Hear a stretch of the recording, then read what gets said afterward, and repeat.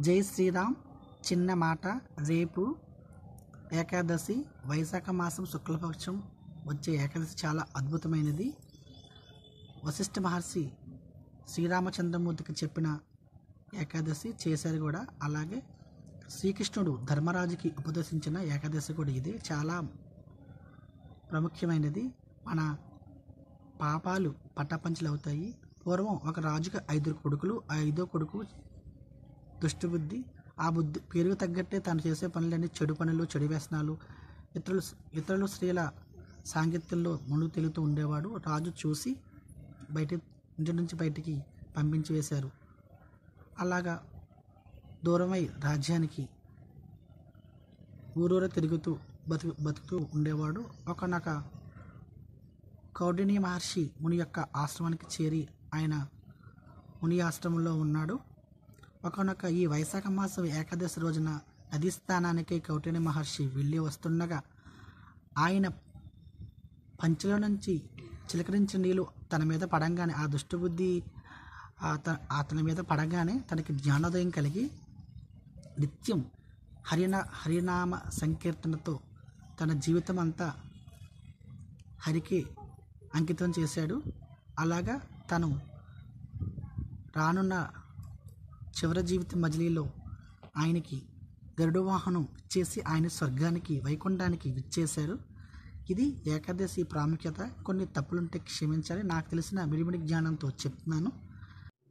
అలాగే ఏకాదశి చేయదలసిన వారు దశమి రోజు సాయంత్రమే టిఫిన్ అల్పాహారం తీసుకోవాలి.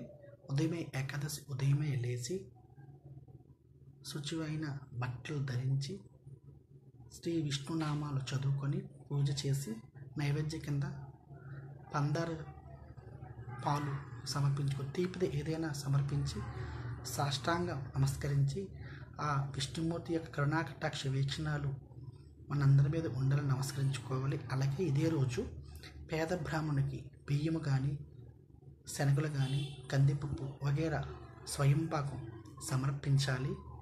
ఆ స్వయంపాకంతో పాటుగా కొంచెం చిల్లర, మీ శక్తి వీలుని బట్టి స్వయంపాకం సమర్పించండి. అలాగే వ్యాపారాలు బాగుండాలనుకున్న వాళ్ళు, మంచి జరగాలనుకున్న వాళ్ళు స్వయంపాకం దానం ఇవ్వండి. అలాగే మనకి సంతానం కలగాలి, వ్యాపారం బాగుండాలనుకున్న వాళ్ళు పశువు వస్త్రం తీసుకొచ్చి దానికి 4 వైపుల అంచులు బొట్లు పెట్టి ఆ గుడిలోని ఆ దేవతామూర్తికి అర్పించాలి. అలాగ అర్పించి ఆ స్వామి యొక్క కరుణా కటాక్ష వీక్షణాలకి మనందరి మీద ఉండాలని మనస్ఫూర్తిగా కోరుతున్నాను. తప్పులుంటే క్షమించండి. అలాగే ఈరోజు వైశాఖ మాసం ఏకాదశి ఆదివారం హస్త నక్షత్రం వచ్చింది కనుక సూర్య భగవానుని ఎర్రటి పువ్వులతో పూజించి ఆయన యొక్క సూర్య నమస్కారాలు చేసి ఆయన దీవెనలు అందుకుంటే మనకి ఆరోగ్యాలు ప్రసాదిస్తాయి. ఆ సూర్య భగవానుడు కనిపించే ప్రత్యక్ష దైవం ఆ సూర్య భగవానుడు. ఆయన కరుణా కటాక్ష వీక్షణాలు మనందరి మీద ఉండాలని కోరుకుంటున్నాను. జై శ్రీరామ్.